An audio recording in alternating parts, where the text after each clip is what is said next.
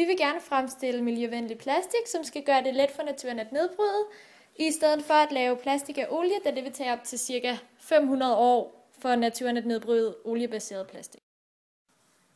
Det vi skal bruge til forsøget er 40 ml kartoffelmel, 60 ml vand, 1 teske glycerin og 1,5 teske eddike.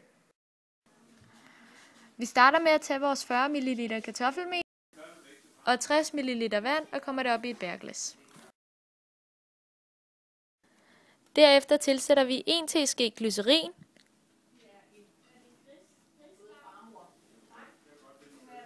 kommer det op i blandingen og mixer det godt rundt. Nu tænder vi bunsenbrænderen, hvorefter vi sætter bærglasset på træfoden og rører godt rundt. Efter lidt tid er massen blevet stiv, som I kan se her. Til sidst tilsætter vi 1,5 teske eddike og blander det godt sammen.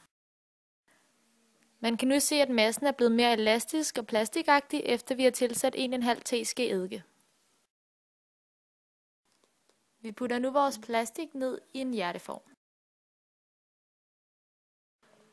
hvorefter vi former det.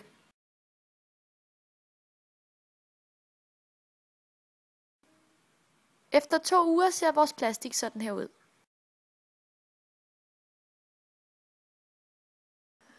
Vi vil nu bevise, at vores nye miljøvenlige plastik bliver nedbrudt i naturen rigtig hurtigt i forhold til oliebaseret plastik.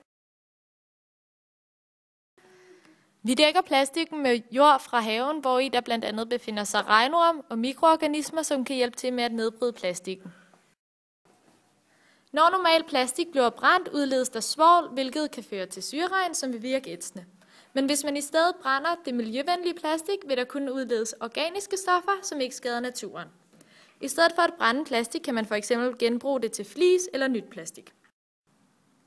For oliebaseret plastik vil det tage op til 500 år at blive nedbrudt og kan skade dyrelivet, miljøet og naturen. Hvorimod det vil tage så kort tid med miljøvenlig plastik, at det ikke kan skade nogen eller noget. Vi har nu lavet vores miljøvenlige plastik ligge i jorden, og efter kort tid er resultatet, at der er nedbrudt store dele af plastikken, og vi kan derfor konkludere, at vores miljøvenlige plastik er langt bedre end den oliebaserede plastik, der bruges hele verden over og skader naturen.